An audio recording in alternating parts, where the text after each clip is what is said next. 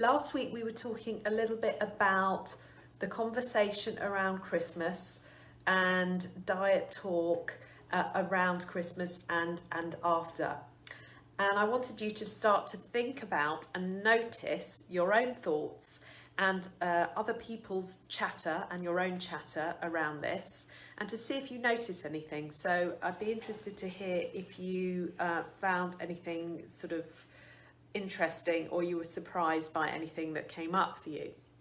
So I think it's important to cover this week, we're going to continue this conversation, what you can do to strengthen your resilience around this, because I know many people are triggered by the diet, weight loss chatter, and it can trigger them into falling back into their diet cycle, restriction, feeling bad, end up binging. There are a number of different outcomes to this that aren't helpful. So I thought we could talk today around how you can strengthen your resilience. And the first thing that I would say is really important, and I have spoken to you about this before, is having compassion. So that's having compassion for yourself, because the way you've been thinking, it's not about blaming yourself, it's about understanding that these thoughts and these beliefs have come from years, from your childhood, of influences of the media, of your peers, of your family, of many your primary caregivers have set these deep-rooted beliefs in. So it's about having compassion with yourself and understanding that this is a process through which you're going through. It's also about understanding how having compassion for other people, the people that are perhaps triggering you in this way because they're having that conversation with you. So important to really have that compassion. They don't understand, they are not yet on this journey that you're on, and they need to go on their own journey. The next thing I would say is to decide on a prepared thought. So if you know that you are triggered, and inevitably there's going to be diet talk, especially when we get through Christmas into the new year, the whole new year, new me, new year, and all of that diet talk going on. How are you going to talk to yourself? So prepare that thought. So a comment in advance. So for example, if it's your mum that is quite triggering and she says to you, oh, are you going on your next diet? Perhaps you should be, anything like that, or anyone mentions that. You could say something to yourself, have a prepared thought such as, my mum's only solution is to diet, but it doesn't need to be mine. Okay? Something that you can say to yourself. The other thing to do is to start putting some boundaries in place.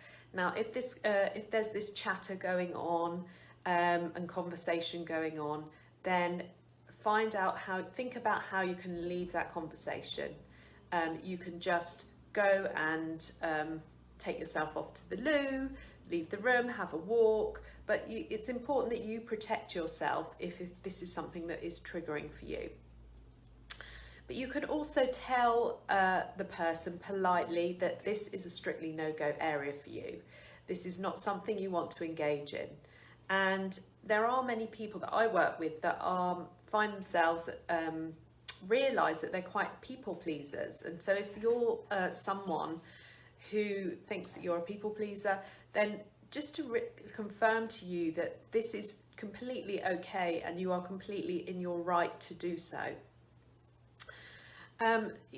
Some people might even want to go a step further and say how I look after my body is my business and my business alone. And you don't have to be rude about it, but you can just explain that, and that will stop the conversation, I think, there. So there is another area of work that needs to be done around this, and that is the thought work. Now, I've asked you to obviously notice what you're thinking. A lot of this, I do a lot of deep thought work with my clients within the programs, where we really try and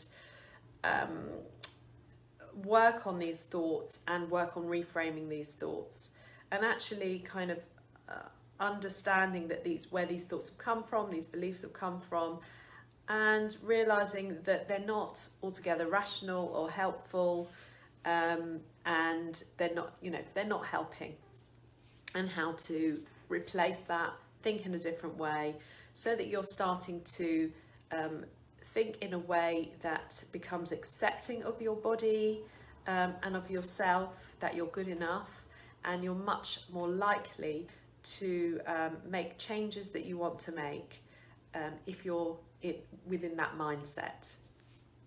So I'd love to hear what you thought about this. If you found it helpful, do let me know.